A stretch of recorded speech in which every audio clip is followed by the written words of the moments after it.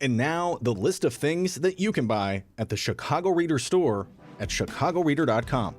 Things to wear like Chicago Reader hats, t-shirts, bandanas, and face masks. Things for your daily life like the Chicago Reader camping mug, Chicago Reader tote bags, and a Chicago Reader reporter's notebook. Things for you to read like our Reader recipes, the Chicago Reader 420 Companion, our Chicago Reader Best of book series from journalists Maya Dukmasova, Mike Sula, Ben Jarofsky, and Leor Galil, the Chicago Reader coloring book, and the Chicago Reader Stay Home puzzle. Find the Chicago Reader store at chicagoreader.com and show your support for the nation's first free weekly newspaper since 1971.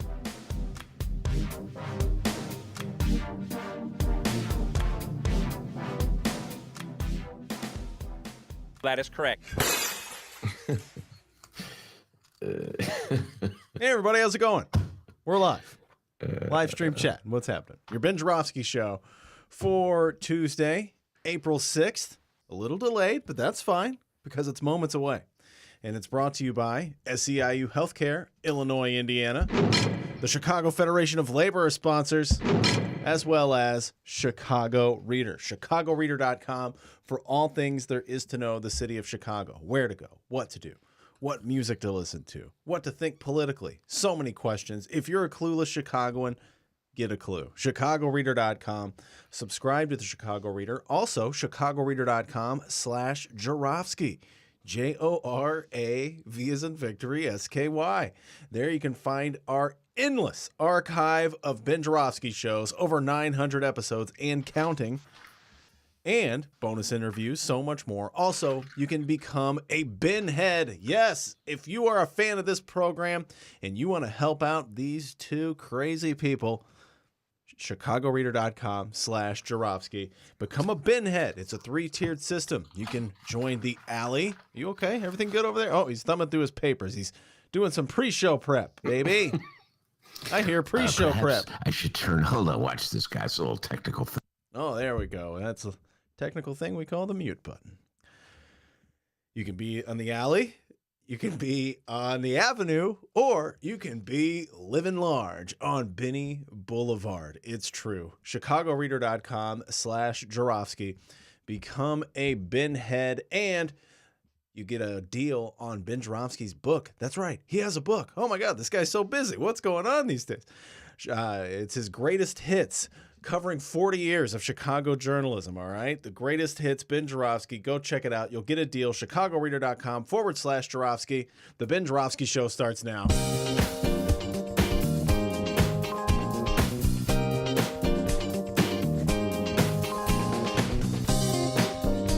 It is Tuesday, April 6th, and live from my apartment and his attic, this is the Ben Jarofsky show.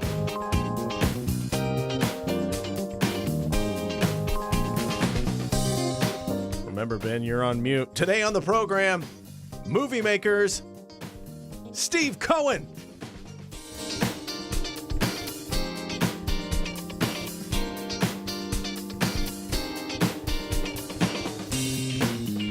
And now your host, not a movie maker, Chicago Reader columnist Ben Jarofsky. Hello, everybody. Ben Jarofsky here. We're calling this Cancel Culture Chess Tuesday. Whoa. And here's why. Great weekend. You have a good weekend, D? Yes, I did. Got my first big bike ride of the season in. Wow. Good times. Where'd you go? From the new place in Pilsen to Evanston. Holy cow. That's a long ride. Yeah. Remember last year when Dennis rode his bike all the way to the state of Wisconsin? Yeah, that was buddy. amazing. Was that during the pandemic? I can't remember. Oh, yeah. It was like the beginning of June. Dude, I'm getting on that bike and I'm not stopping it until I'm in cheesehead country.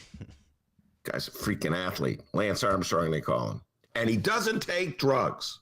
All right? Oh, well, Yeah, well, okay, I'm talking about the steroids that enhance your performance. Anyway, I had a very peaceful weekend. Thank you for asking, D. I got my second COVID shot, and that was Saturday, kind of just sort of flaked me out a little bit. I was like, ooh. I don't know if it was psychological, whatever, but I just, like, the whole weekend, I was kind of chill. I watched a great basketball game, a college game. Gonzaga beats UCLA, and then I watched a not so very good college game. Baylor stomps Gonzaga. Is it Gonzaga or Gonzaga? You know, that's a great question. My wife was calling it Garganzol. Well, I know it's not that. The Zags. For 10 trivia points. What town are they from? Gonzaga? Yeah. No, that was my answer. Gonzaga, the town of Gonzaga. Yes, Gonzaga, Illinois, which is downstate, just near Darren Bailey's district. No, I believe they're from Spokane, Washington. Don't quote me. Anyway, where was I? I was on a tangent. Oh, yes, I spent most of my weekend following the fascinating coast-to-coast contest of cancel culture, pitting Democrats versus Republicans. It's like a chess game. Republicans move here, Dems move there, Republicans move here, Dems move there. They take the pawn, they take the king, they take the rook. To review, cancel culture is when lefties punish MAGA, for MAGA having exercised their First Amendment protected right to say whatever they want, no matter who they offend. Well, that's how MAGA defines cancel culture. Lefties, people like me, define it by saying, hey man, natural consequences. For instance, if you walk outside and it's 10 degrees below zero and you're not wearing a coat, guess what? You're gonna get cold. So don't complain when you get cold. There's a natural consequence for things you do. So if you go out of your way to gratuitously offend me with your offensive remarks, don't complain if I protest. Fair enough, right? No. MAGA wants the right to offend without consequences. Furthermore, they want the right to flip the switch and cancel your culture if you offend them, which is why MAGA defends the rights of bakers in Indiana not to sell wedding cakes to gay people getting married. They're canceling the gay people's culture because it offends them. Poor babies, but they don't want you to cancel their culture if they offend you. Got that? Anyway, like I said, it was cancel culture chess all weekend long. And folks, I was sitting there in my COVID shot induced high, watching it. But by the way, I don't even know if I had an induced high from the COVID. I should put that out there because it'd be like literally all our listeners go, maybe I shouldn't get the shot. Ben was high. What are you doing here? Come on. I could have just been high from life, ladies and gentlemen. But I don't know. But for some reason, I was out of it all weekend. Well, shout out to Radio Doogie on the live stream chat. He says he's heard that the second shot wipes everyone out. It does, Radio Doogie. Thank you for, oh my God, I thought it was just me. I feel validated, vindicated. All I did with Saturday was just like lie there. Oh God, I can't get up, man. Oh man. So I would like every now and then watch a YouTube video of Johnny Carson. When in doubt, I know what I'll do. I'll watch some old Tonight Show clips. I have seen Rodney Dangerfield. There's this one of Rodney Dangerfield on the Johnny Carson show. I've seen that conservative 54 times. I know exactly what you're talking about. I've seen it too. He keeps going. Rodney Dangerfield comes on the show, sits down, doesn't stop. Johnny Carson's just laughing his ass off. You didn't have to ask a question. I'll tell you, Johnny. If you're ever down, folks, it's just kind of got a mopey feeling, just go listen to a little Rodney Dangerfield. Where was I? Oh, yes, cancel culture chess. So it starts with Republicans in Georgia pass a bill clearly intended to make it difficult for Democrats to vote, especially Black Democrats.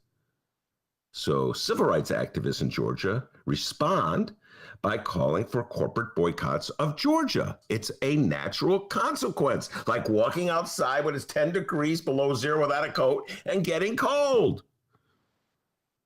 Major League Baseball joins in by announcing it will pull the All-Star game out of Atlanta and will now play it in Denver, Colorado, where there are no attempts that I know of anyway to keep black people from voting. Republicans are outraged. Georgia Governor Brian Kemp, a Republican, calls it cancel culture, calls for other Republicans to boycott the companies that are boycotting Georgia. Somehow, it's not cancel culture when they try to cancel those corporate cultures. It's just righteous rage. Over in Texas, Greg Abbott, governor of Texas, another Republican, responds by joining his Republican brothers and sisters in Georgia and pulls out an offer to throw out the first pitch at a Texas Rangers season opener. Texas Rangers being a Major League Baseball team in Texas. I'll leave nothing unexplained. No, you don't. I was taught that, D. Never make a reference without explaining the reference, even if the reference is so obvious to you. It's journalism, ladies and gentlemen. Yes, the Texas Rangers are a baseball team. Do I have to explain what baseball is? It always kind of bothered me, D. I'm on a tangent with a tangent, that the rock writers at the Reader got to make all these references. I've mentioned this to the most obscure rock and roll bands. Well, of course, everybody knows who they are, Ben. But if I make a reference to Governor Abbott, Ben, you have to say which state he's from. Anyway, Governor Abbott says he will not bow to cancel culture. He's not going to participate in throwing out the ball at the Texas Rangers opening. Even though I'd like to point out that by refusing to throw out that ball, he is sort of canceling Texas Rangers culture. Just saying. By the way, I also want to point out on a tangent, the madness of our COVID response in our country. Baseball games in Chicago, there's social distancing.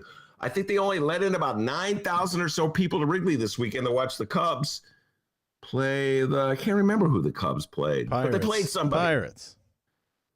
How did you know? How did you know that? Well, I did my research for last week's Oh, What a Week It Was, which you can download right now, chicagoreader.com and wherever else you download podcasts. Well, That is don't correct. download it till after you listen to this show. Then download it.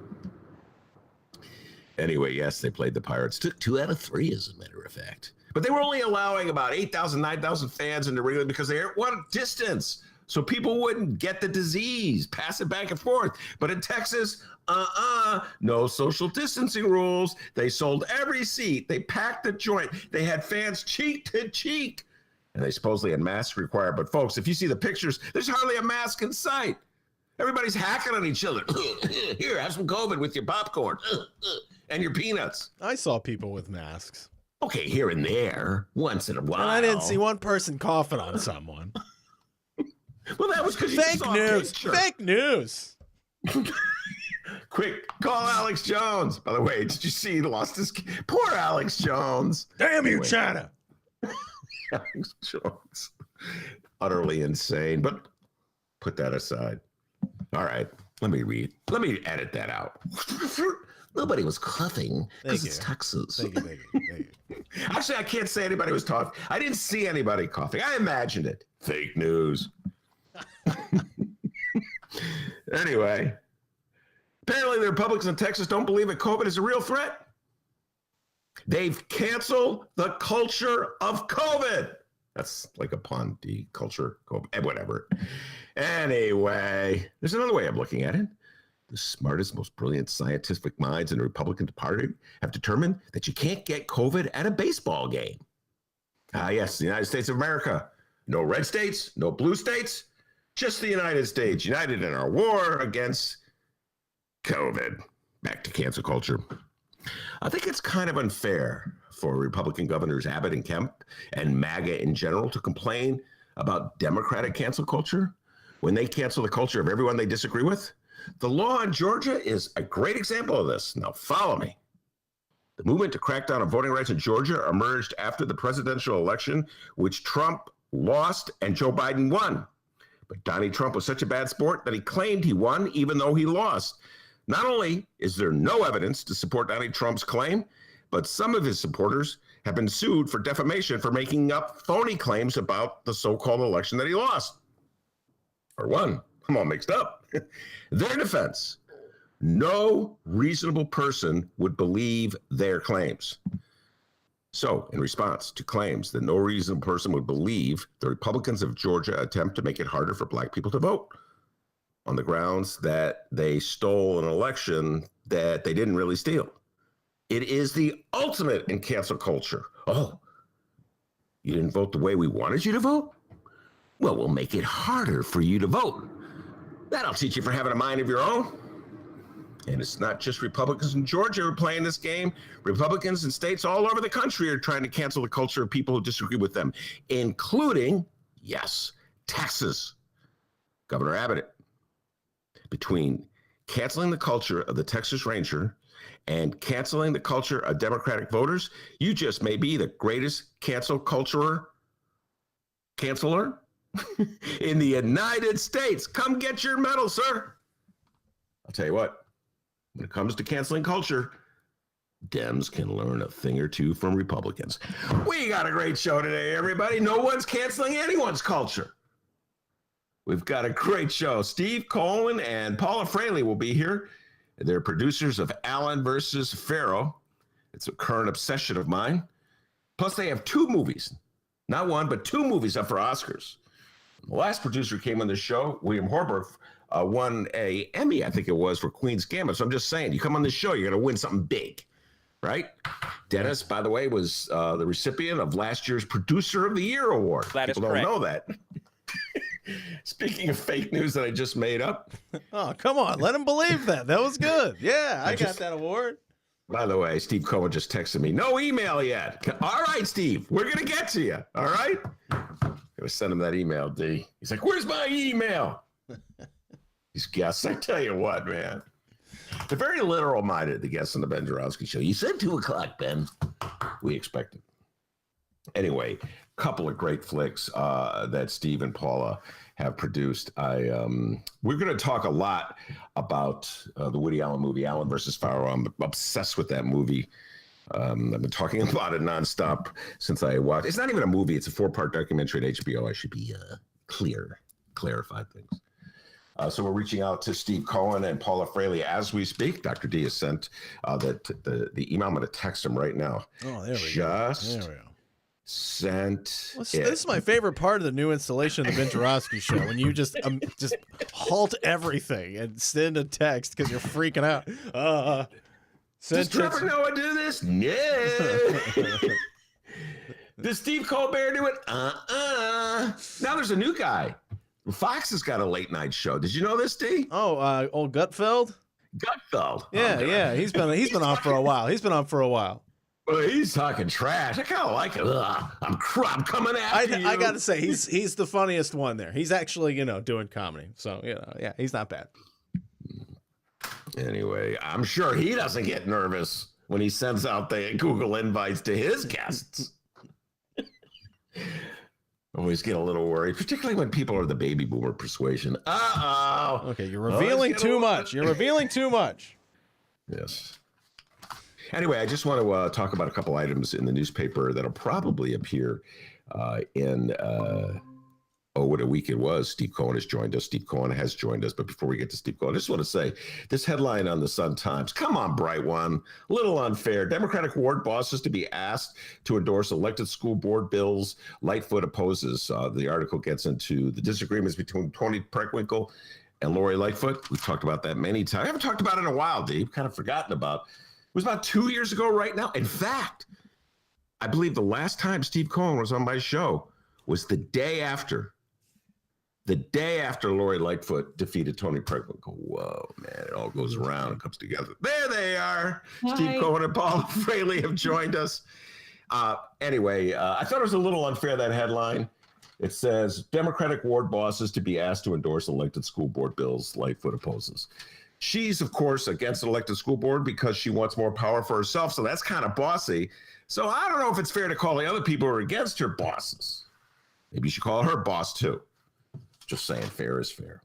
All right, Steve Cohen and Paula Froehle, thank you so much for being here. You guys are sitting right next to each other, right next to the same microphone. So the rules that applied in April of 2019, when you were last on the show, Apply today. Nothing has changed. Share the mic. I always ask two guests. Share the Nothing mic. has changed, but everything has changed. Whoa, I'm getting the bong out on that one. Steve Cohen getting philosophical. I love it when my movie producers get philosophical with me. All right. That is about as philosophical as I can get today. So, All right. So I really started the day, Steve and Paula, really wanting to talk about Allen versus Farrell, which is a great documentary, in my humble opinion, very provocative, very thoughtful, controversial. It's all the things that you want out of a documentary. We'll get into that. You produced that one. But then I stumbled upon, I didn't actually, this is not really accurate. I stumbled upon it. I watched A Concerto is a Conversation, one of the two docs that you're up for an Oscar for. And Paul, I'm going to start with you with this one. I had seen it. I didn't realize it was a Cohen Froehle production. I had seen it when it first emerged in the New York Times. They dropped it. I was so moved by it. I'm not ashamed to say this, Paula. I cried actual tears as opposed to fake tears when I saw it. And then the second time, there's something so incredibly moving about it. We'll get to Allen versus, I know all my listeners wanted to hear about Allen versus Farrell, but I just want to talk about what a great flick this is. It's so moving. Paula, why don't you talk a little bit about the director and the story it tells? Go ahead. Yeah, sure. So we were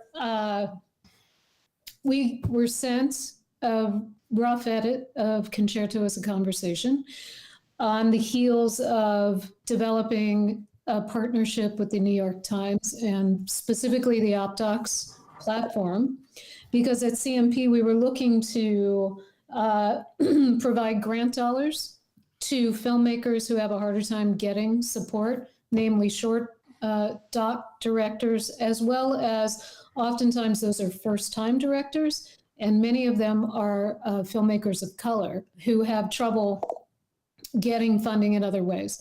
And so we reached out to the New York Times and OpDocs and developed this partnership, and Concerto was the first project that we saw. And immediately we fell in love with it.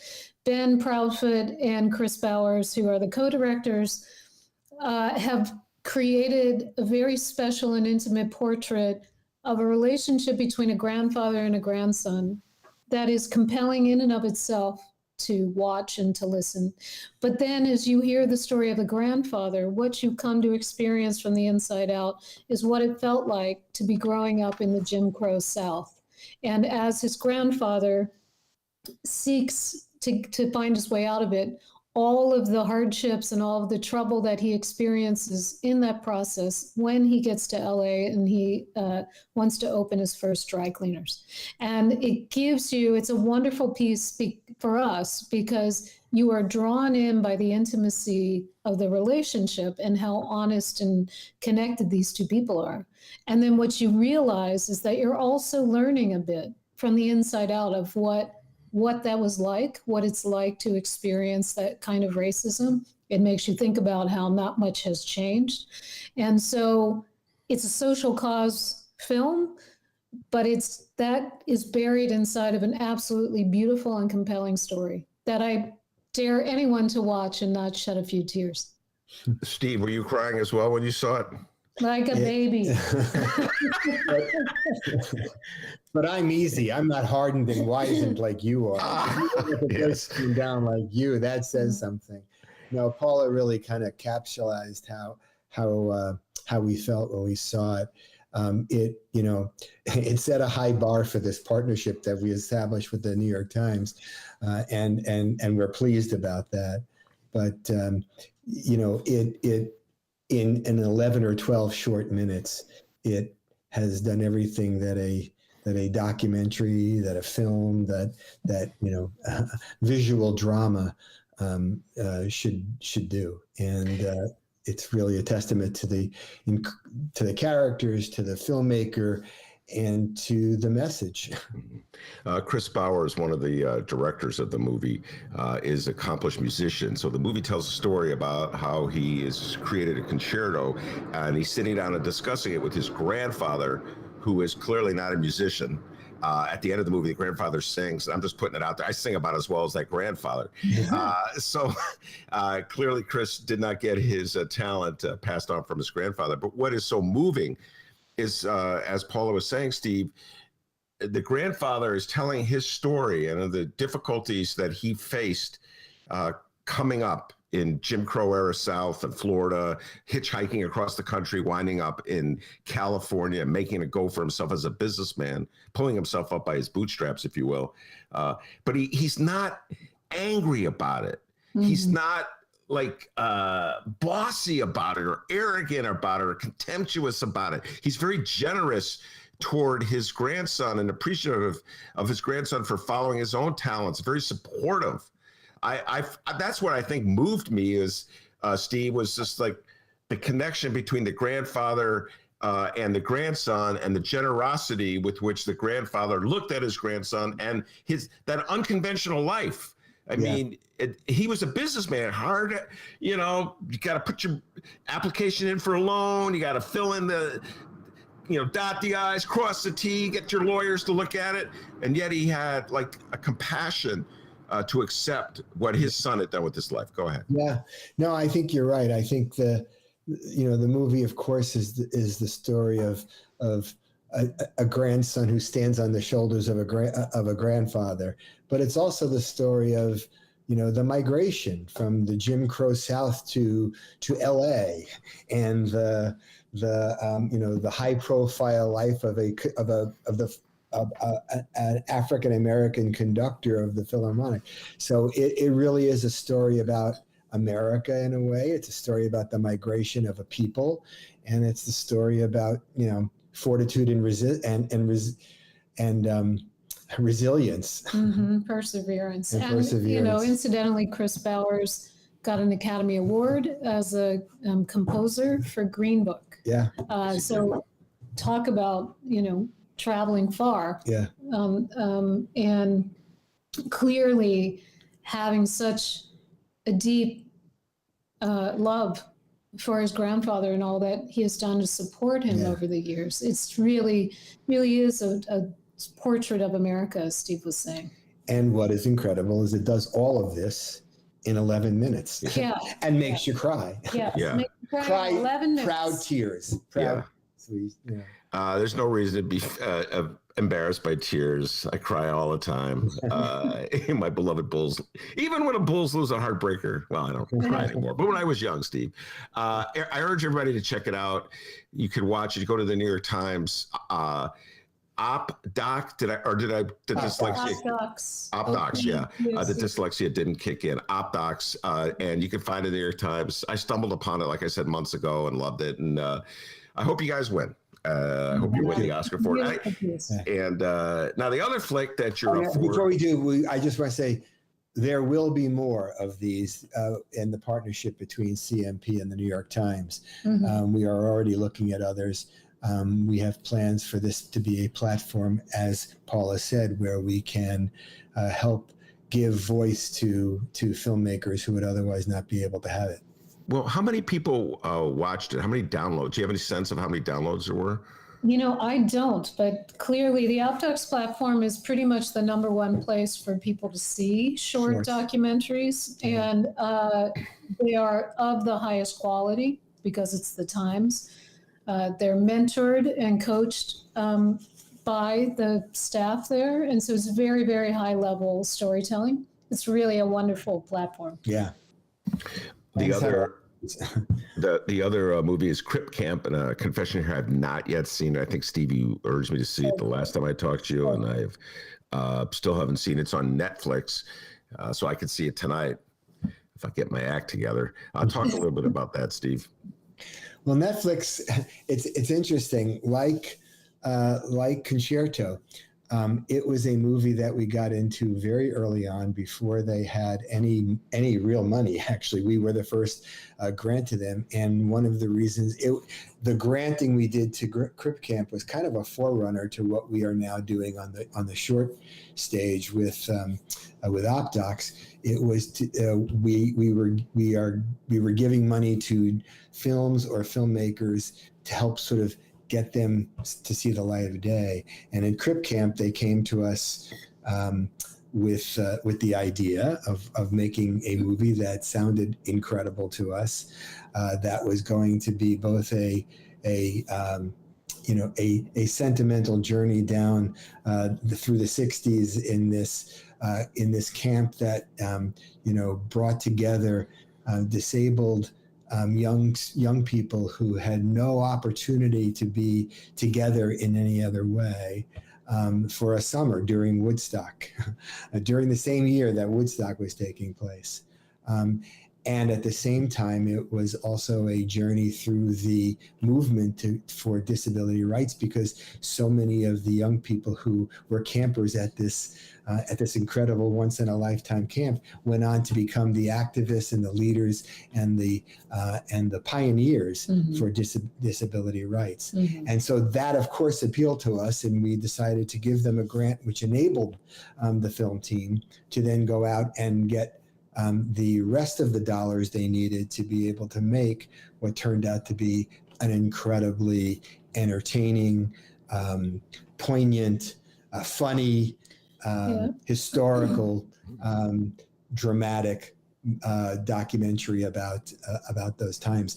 And by the way, ultimately, it was the Obama's production team, Higher Ground, which came in and provided the necessary production funding to finish the film. And because of their deal with Netflix, it ended up on Netflix after it premiered at Sundance in 2019 to incredible reviews. So we are just so proud of it. That's all the way. Yeah. I mean, it really feels like a coming of age in the 70s story, that it just so happens that the characters are differently abled. Yeah. It has all of the feel of Woodstock. Certainly they utilize a lot of the music in the soundtrack, and they have at its core video from the time inside the camp that Jim, one of the co-directors of Crip Camp, Jim Lebrecht, he was, along with being a camp resident, he was also the videographer. So he had hours and hours of tape of these fantastic interviews that he was doing with all of the other camp kids. And it really gives you this peek inside of this world where the counselors had just decided that this is just summer camp. This isn't a disabled summer camp. This is summer camp. And these kids are capable and, of doing everything and anything that any other kid who goes to summer camp does. And so what you realize is that all of these people in their formative years were given the experience of not being treated differently and being supported in whatever decisions they wanted to make, ideas that they had. And you see that because they got this experience when they were 14, 15, 16 years old, they then go on later in life to become, as Steve said, the pioneers of the ADA movement. And that leads to a sit-in in San Francisco in the early 80s, I think. Yeah, which basically it is remarkable. And so, it's again this film that tells this heroic story about this movement, and gives you the feel and flavor of being in that time, 70s, 80s, 90s, getting to, it was George Bush Sr. who signed the law. So we're talking 84. Yeah, the ADA. I think it's later. No, that would have been, if it was 1984, this is my mastery of American politics, the President of the United States would have been one, Ronald Reagan. Right, that's right. If it was, nice job, Ben. yes. Yeah, that's right. Yeah. No wonder I host the show. So George Sr. is early 90s? Yes. Yeah, that's right, 1990. You're right. So it's this, but the film, again, I just want to try and communicate that it's this heroic story of a movement, and you fall in love with these people when they're young, and you cheer for them as they're doing all of this sit-in and marching, and it feels but you also are cheering them on as they're having their first relationships Oh, yeah. at camp, and they're having Talking about crabs. and talking about crabs, and they're Getting having high. yeah. All the things that camp kids did. So it's in this the incredible 70s. mix of this, just incredible historical video that was being done. Nobody expected back then when they were shooting it that there was going to be a movie 40 years later. You laugh with them. It's fun. I mean, I guess that's what I'm trying to say is like, yes, it's a film about the disability rights movement. But it's not. But it's about these kids. It's about these kids, and it is really enjoyable. All right, so man, I'm definitely going to watch it by Oscar time. I will have watched. I just want to announce to our listeners, Sergio Mims will be doing a special Oscar show. We're going through all the nominations with Sergio Mims from the Black Harvest Film Festival, and so I'm looking forward to that. I got a lot of catching up to do. I haven't even seen Crip Camp yet. By the way, excuse my utter ignorance, Steve, but this year's Oscars, will there actually be people gathering in LA, or how's it going to be this year?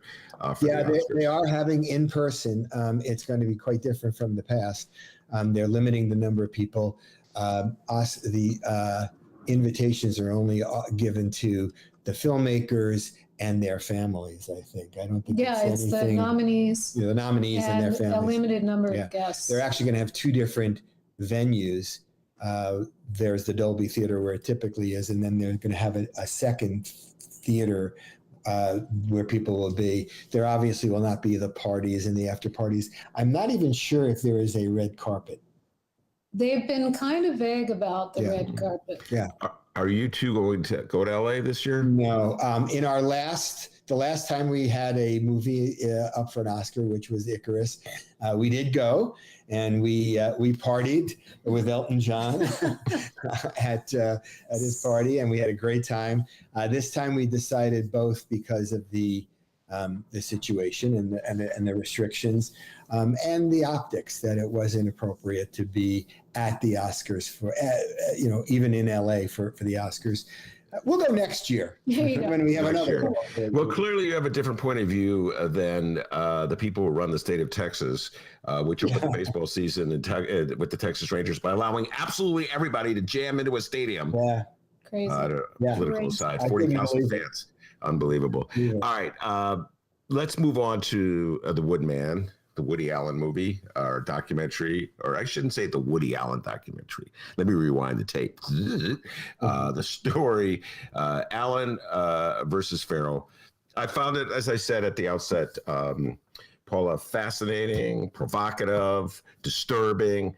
And I'm going to say this up front.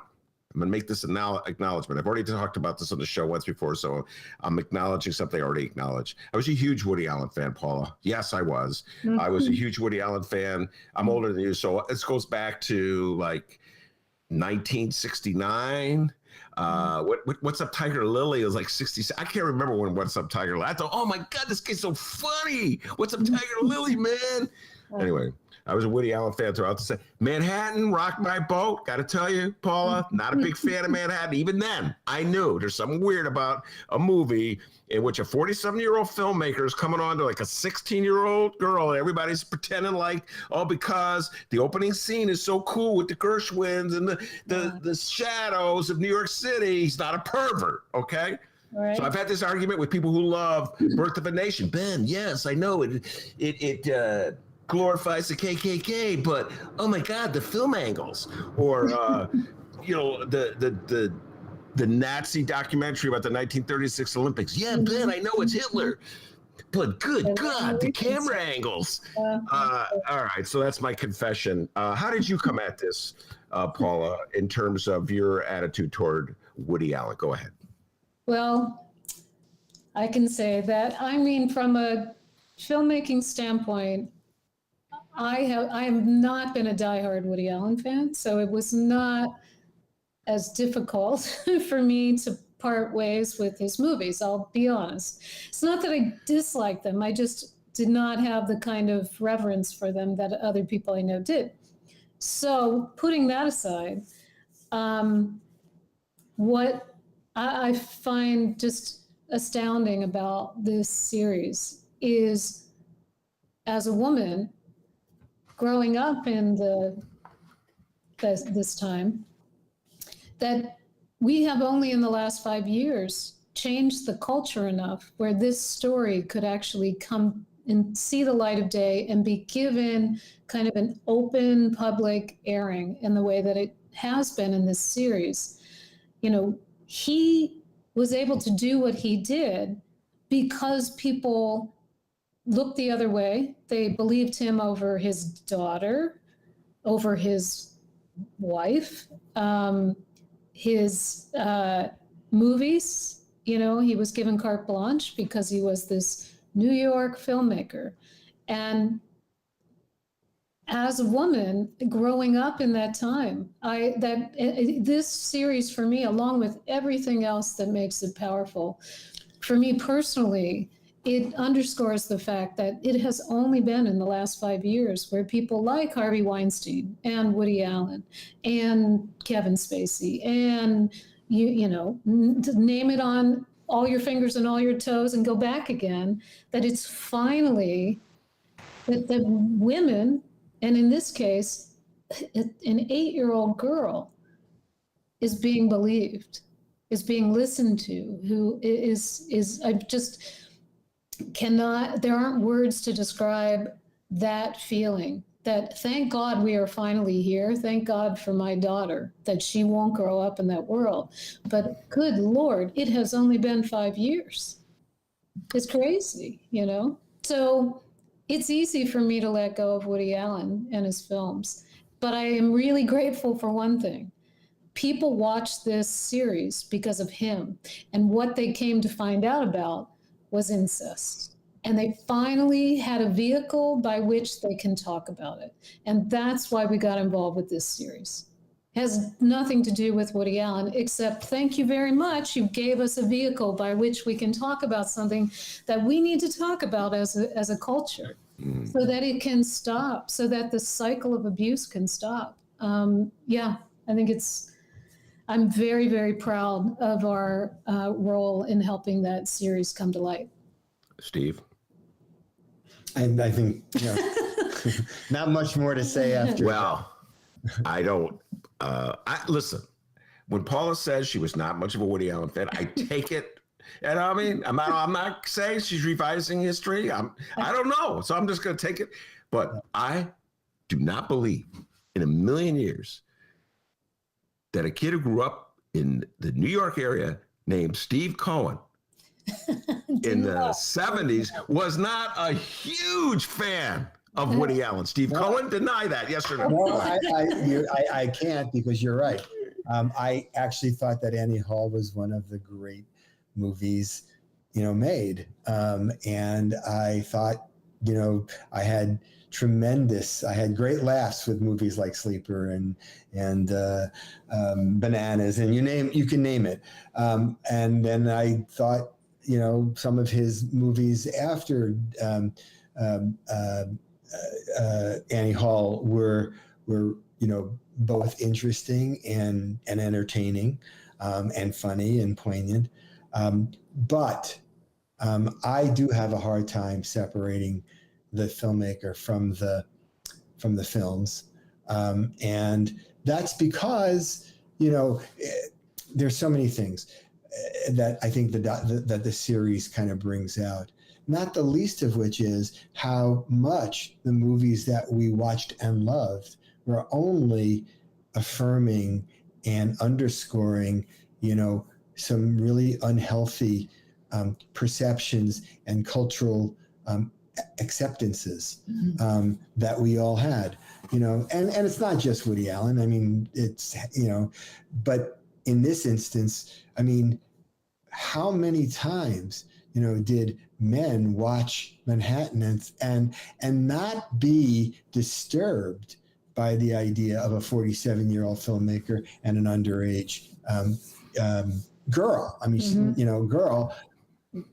and the relationship and what it does. And there was almost sort of a cultural pride that the movie, kind of underscored that, oh, look how open we can be, that we can accept that kind of a relationship. That's our notion of open-mindedness. And, you can sort of follow that through in many of his movies, because really he was sort of giving us a tell for many, many years in many, many movies that this was his dysfunction. Yes. But if we only see it as, his dysfunction, as opposed to a cultural dysfunction in which men are always believed, men are always given the benefit of the doubt, the girls are not believed, and more importantly, that we have a system of justice where, defendants can literally put forward, make the wife, make the mother into the bad guy, and certainly that happened. Then that is a cultural dysfunction, which I think this series has been able to kind of reveal, and that to me is probably the most profound part of it, because once you can start to reveal it, then people can start to see something about themselves and what they were willing to accept and not willing to accept. One of the things that I appreciated the most about the documentary, Paula, as I'm listening to you guys talk, and I'm saying this, let me put this in the proper context. I'm a political junkie, as Steve knows, and I'm obsessed with Chicago politics. And I've watched for years and years the machinations which powerful people in Chicago use the media, manipulate our view of what's going on to win over the day. I've seen it happen. When Chicagoans just go along like this, the sheep that they are, they just follow whichever direction they're being led. It happens all the time. These filmmakers do a great job, in my humble opinion, Paula, of showing how the Woody Allen, and I never would have given him credit because I believed like the caricature that his persona in his movies is this nebbish, I'm shy, I don't get him. This guy's a power player. Oh, yeah. Rahm Emanuel and Mayor Daley could learn a thing or two from the Woodman about how do you control the media, judges, politicians. Yep. I mean, I thought the filmmakers did a great job of pointing that out, Paula. What do you think? Absolutely. Oh, absolutely. And I think that in hindsight, you just have to say to yourself, he's a master storyteller, right? So all he did was to do what he has been lauded for, and that his whole career's been about. But again, I don't think we were as sophisticated of viewers back then to really truly understand all of the machinations of what was going on behind the scenes in any area of our lives, and especially in that case. I think they really do a great job of showing how deep those tentacles went into, all the way down to the department inside of New York Health and Human Services. Is incredible. It's startling to see that. And of course, now we see it through the lens of people like Jeffrey Epstein, Donald Trump, Weinstein, story after story after story of powerful men, frankly, having tentacles deep into a multitude of areas and can manipulate the rest of the public's understanding of what's true and what's false. And a lot of it is just like your political leanings sort of dictate your view of something. So, for instance, you mentioned Donald Trump. Donald Trump is accused of rape right now. There's a court case, a defamation lawsuit. E. Jean Carroll, let's not forget her. She's filed a suit in New York City. Donald Trump is facing a very serious charge, ladies and gentlemen. And what he took MAGA, a few tweets diminishing E. Jean Carroll from Donald Trump was enough to convince 40% of America that subscribes to MAGA that Donald Trump was right and she was wrong. And similarly, the Woodman, people love his movies. All it took was a press release here or there, going on 60 Minutes. And, I like Woody Allen. I don't want to have to give up my Woody Allen movies. So I'm sticking with it. Think about this. He did it to his 8-year-old daughter. I mean, you can say he was doing it to Mia, but he was doing it to his 8-year-old daughter. I mean, that is why I could never watch another Woody Allen movie. This isn't just frankly, even Harvey Weinstein. It's not at that level. This is a different kind of evil, if you ask me, in terms of and how he's been able to rewrite the narrative in his own head. He can't ever escape, even at the ripe old age of 80, what he did to his 8-year-old daughter and how that all almost destroyed her life. Yeah. I don't understand a person who can live with themselves and never ever and basically use all of their power not to protect her, not to protect the rest of his children, but to protect himself. Yeah, I mean, there it is an unfathomable kind of situation for me. I just simply can't understand it as a father to daughter. I simply can't understand how somebody goes there. But I do want to say that I think that if people watch the series and they come away with a better understanding of Woody Allen and what makes him tick, that's great. But if they don't go beyond that, I think they're missing what the series is really all about, because I think it is the message of it and the theme of it is that we have to really reevaluate. We have to reevaluate what we're willing to accept as art, as media. Just like you were saying, we no longer can accept a movie that has overtly racist messages and themes anymore that we used to be able to accept in this kind of separated way. Well, I think that's true now in the arena of gender and in issues of the way relationships are shown. We just can't accept those anymore. Yeah. It's I would say this, one of another great things that the documentary does is show the complicity of Hollywood with Woody Allen, how they either ignored it or looked for whatever shred of evidence they could find to support Woody Allen. And look at this, it's evidence. It's like 10 things on one side and one thing on the other side. Let's not forget this Yale report. Did you read about the Yale report? Which nobody would know about unless some publicist fed you. And so then from there, it's like, well, they showed footage in the movie or in the doc. I should stop calling it a movie. The documentary, Paula, we're like famous. It's a movie. It's just that it's a series. It's not documentaries and movies, but this happens to be a docu-series. I sit corrected by Steve Cohen. By the way, before he was a producer, he was a lawyer. Vicious on the cross-examination. But you're right. I'm going to call it a movie from now on. I don't know. It's because it's on HBO. I have a hard time. Anyway, but then they show these actresses, when they're like defending Woody Allen, and then they go, well, who knows? I mean, she says this, he says that. And we're all kind of complicit in our, some more than others. I mean, look, right now there's a fight going on to get corporations to come out opposing what Georgia did in the legislature and saying we no longer can be, just sit by and watch this. But, they accepted it when the laws were being passed. Right. And now, but at least they're coming out now. and that's kind of what I think movies or series and documentaries will do. They will reveal, hopefully, and they will make people rethink what they thought before. And then rethinking can lead to action. Now, talk a little bit about what motivated you to get involved in this project.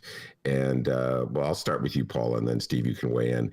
Obviously, they came to you at a certain point. I read this in the newspaper, and it was very hush-hush. They were putting this project together. They didn't want the whole world to know about it. What drew you to it? What motivated you to get involved as a producer? So we have been involved with other films by Amy Ziering Kirby Dick, including On the Record, which was also on HBO the year prior, had the unfortunate premiere date of, I think, March 16th last year. And so to a good extent, this incredibly powerful story that tells the sexual assault by Russell Simmons uses that story as a way to look at sexual assault, particularly through the lens of African-American women, and how that additional layer of fear that many of them feel and coming and speaking out about assault that they've experienced by members of their community. It's a really fantastic film. And so Amy and Kirby are fantastic journalists.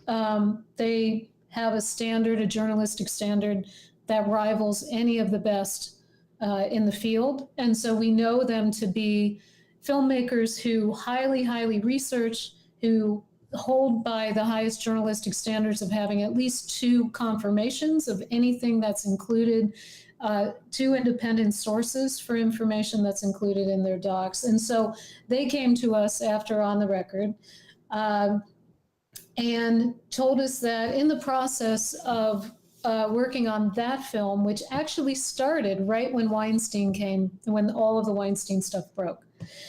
It started originally as a series looking at sexual assault in Hollywood. And of course, they have done The Hunting Ground, which looked at it on college campuses, The Invisible War, looking at it in the military.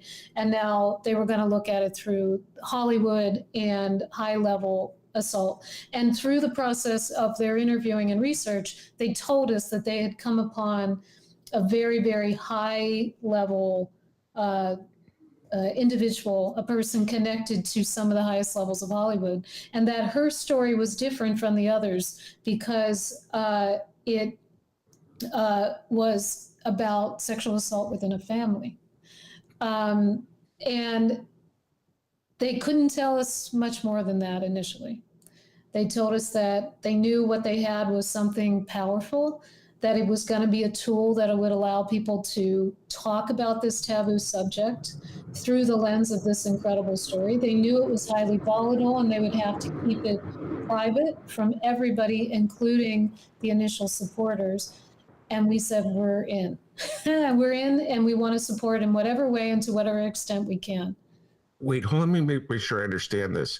You didn't even know who the literal subject. No. When we first Okay. committed, we did not know. Very shortly thereafter, we were told, Yeah. and it had to do with the level at which we committed to support the film as producers. They told us who it was, but that we were sworn to secrecy. The project had a different name, a code name, and basically mum's the word until we were told that it was, it had found its home and that it was going to have a premiere. We had updates with the filmmakers along the way, but we were not allowed to share that with anybody. Right. Excuse my ignorance, Steve, but why swearing you to secrecy? I mean, The main fear was that if it somehow the production got leaked, that Woody Allen and his lawyers would do everything they could to frustrate the distribution of the movie. And it's not an unfounded problem because actually with On the Record, exactly that happened. In the beginning with On the Record, Oprah was one of the executive producers, and she had brought it to Apple, and they had decided they were going to be the distributor of the movie. That too, by the way, was supposed to be a series with the On the Record about Russell Simmons being the first of a 5-part series that was going to air on Apple TV, and Oprah was going to be an executive producer. But once it got known what was happening, the music community and especially black performers, black male performers, were putting so much pressure on Oprah about being involved in it that she ultimately pulled out. And that actually quashed the deal with Apple. So when the movie was premiering at Sundance, and all this happened just a few weeks before the Sundance premiere, when the movie premiered at Sundance, we had no idea whether or not the movie would actually get a place to be seen. Now, ultimately, it did, and it got incredible reviews. But that experience even made it harder for not only for us, but certainly for Amy and Kirby, the filmmakers, to make the Woody Allen series, and so we had to put it in extra special. And there's no doubt if it had been known what the series was about, there would have been a huge attempt, pushback to try and squelch it. Well, one of the key elements of Ronan Farrow was Mia Farrow's son. He's a journalist in his own right, and he wrote for the New Yorker, wrote several investigations into Harvey Weinstein and wrote a book ultimately about it. But one of the tales he tells in that book is the lengths to which Harvey Weinstein tried to use his clout to have the project killed, and successfully, in my humble opinion. When Ronan Farrow was at NBC, they quashed it, and all these journalists are bending over backwards to try to undercut the validity of what Ronan Farrow came up with. It's so disgusting when you, as a guy who spent my whole career in this, to watch people just make up fluff. Paula, just make it up, Steve, to justify their cowardice. Do you follow what I'm saying? They come up with just be honest. Go, look, we're getting a lot of pressure. This guy's got a lot of clout. Great piece, but I don't want to handle the clout. But no, what they do is they come up, well, you didn't really talk to Billy Bob, and we get Billy Bob in there. And then you get Billy Bob in there. Well, you didn't talk to Susie Q. Could you get Susie Q in there? And the next thing you know, another, I don't know. It's not that interesting anyway. You know what I'm saying, Paula? So I can see what they're worried about. Although, on the other hand, now I'm thinking about it, they had reached out to Woody Allen to ask if he wanted to participate. So I can't believe he was completely in the dark. He wasn't. Well, he wasn't until the very end. The very end. They gave him, I think, 6 weeks. Yeah. Well, I mean, plenty of time. Right. Plenty of time. If you knew but a I'm saying, four-part series was coming out, right. you'd probably find a moment to be, at least to have a phone call about it. But the important thing was during the production, when the interviews were being done, that's where, if it had been cut off at that stage, we would never have seen the movie. Yeah, absolutely. Well, I urge everybody to check it out. I mean, it is disturbing material. So if they put that up there, this is disturbing material. It deals with accusations of incest. 7-year-old girl, I think she was 7 at the time. So it is disturbing. So I put that out there. If you don't want to deal with it, I can understand. But if you want to get a sense of the depravity of one family and one powerful man, and how he exercised and how power is exercised in our country. Well, and can I just add how power is exercised inside a family? I mean, he just did that. And that's really ultimately what the series is about. Yeah. And by the way, the filming is incredible too. I mean, the way the movie was made, it plays like a thriller. Yes. It plays like a detective thriller. By the way, and what a contrasts. We'll close where we started. You got Chris Bauer's 13-minute documentary, which talks about the amazing generosity and warmth and compassion of his grandfather in passing on to his grandson and enabling his grandson to achieve his dreams. And then you got this twisted, weird, whacked out situation where this bully is just playing one family member against another family. And there's this incredible moment in the movie. I don't know where she got this tape.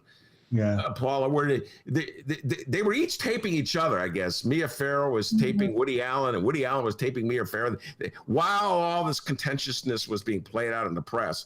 And they're having this conversation where they're clearly trying to get the other one to confess something on tape that they shouldn't confess. And then somehow or other Woodman is talking. He goes, hold on, I got to put you on hold. I got another call coming in. He puts her on hold. He just tells her, I wasn't taping you. And the person goes, can you talk? He goes, no, I'm on the phone with Mia. I'm taping the conversation. Yeah. How did she get that? Yeah. You know what I mean? A little bit of old-fashioned caller ID that didn't work. Yes, which certainly did not work. I guess he was selling the truth when he didn't understand, when he said he didn't understand how technology works.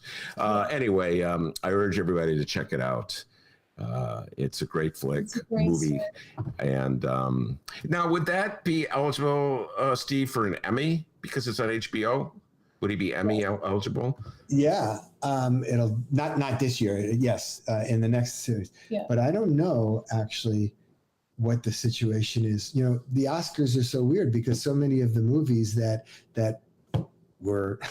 are up have never played in the theater. Right, but this is a series, so it could. Right. Right. This would be an, He would definitely be an Emmy, Emmy nominee. Yeah.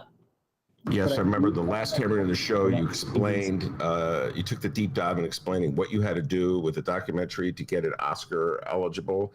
Our listeners were taking notes, and there was an exam 2 weeks after the show, and most of them passed, Steve. But I guess all the rules are out the window for this year. We're in the middle of a pandemic, so am I correct in that? Well, the rules are in place. We just don't know how they're going to be applied. All right, yes. It's a weird, it's just a weird time. And finally, also the last time we were in the show, you were promoting your great film festival that you had at the Davis. Top 10. Top 10, yes. And what's the future of that? It's happening. It's going to be in person, both in a theater at the Davis Theater as well as a drive-in, June 17th to the 21st. We are very hopeful with the vaccination plan that many more people will be vaccinated and will be looking for movies to experience in person, socially distanced. We're planning outdoor venues. Yes. And so we're very excited to have our first in-person convening event this June 17th to the 21st. And we've got 7 of the 10 documentaries selected. I can't tell you what any of them are yet. We have to come back for that. But it's going to have its own special Doc 10 spin. People should definitely mark their calendars for it, and we'll be getting more info out very soon. We're actually hoping that, given the timing, that it may be able to be one of those events that people can actually sort of come out of their shell for, the year-long share, the bunker. So we're planning it with that in mind, that people will really be able to use it in a really personally powerful way for themselves, as well as to see great documentaries. Well, I'm looking forward to it, along with the Black Harvest Film Festival, one of my favorite festivals in Chicago. And Black Harvest was canceled last year. It was virtual.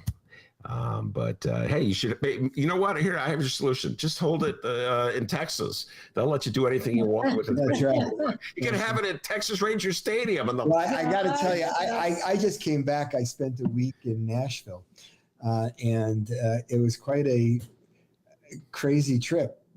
Walking into music venues. Now I'm fully vaccinated, but walking into a music venue for the first time in a year, and they were, sparsely attended, and they were not doing what Texas is doing, but being in a place where in effect things are reopening rapidly, it's a weird feeling. All right. Well, Steve and Paula, thank you very much for taking the time and come and talk to me. I'm rooting for you. I rooted for you last time, and I'm really, really rooting for A Concerto Is a Conversation. I love that movie so much. And great work. Like it. It's a great movie. It really is. All right, you two stay safe and sound, and bring you back to promote your film festival in June. All right. Yeah, we'll be back in June, I hope. Yep. Good. Okay. Yep. All right. Very good. Take care, you guys. All right, take care.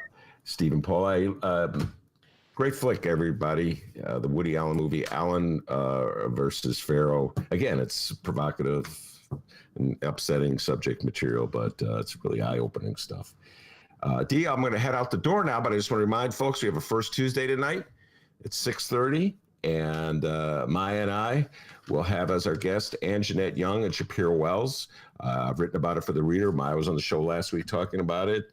Should be a very interesting conversation, talking about policing in the city of Chicago, criminal justice, the politics of policing, what happens when your story, in the case of Ann Jeanette Young, becomes front page news. Ann Jeanette Young, to remind everybody, was the woman on the West Side whose home was busted into by police with a no-knock warrant. She was naked at the time, just having stepped out of the shower. They handcuffed her, they ransacked her home, and then they realized, they had the wrong address. Very upsetting story, and it's still playing out. There's still a lawsuit. So Ann Jeanette Young, Shapiro Wells, 6:30. It's $5 to watch. Hey, it's a good cause. Help out the Hideout. Steve was just talking about how clubs have been hammered hard by the pandemic, and the Hideout is no different. So Maya and I are helping out the Hideout, and Ann Jeanette Young and Shapiro Wells will be our guests.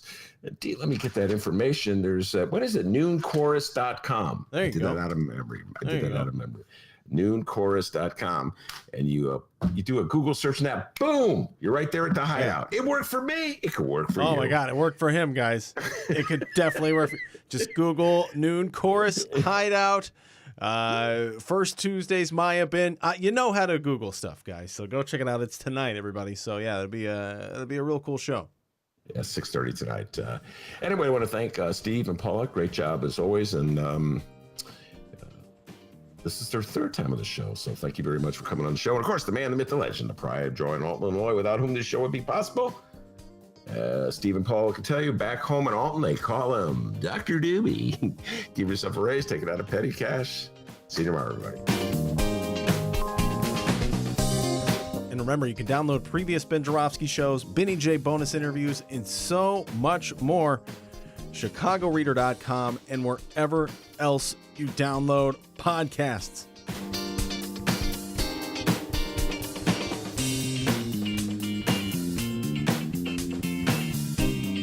That is correct. That is correct.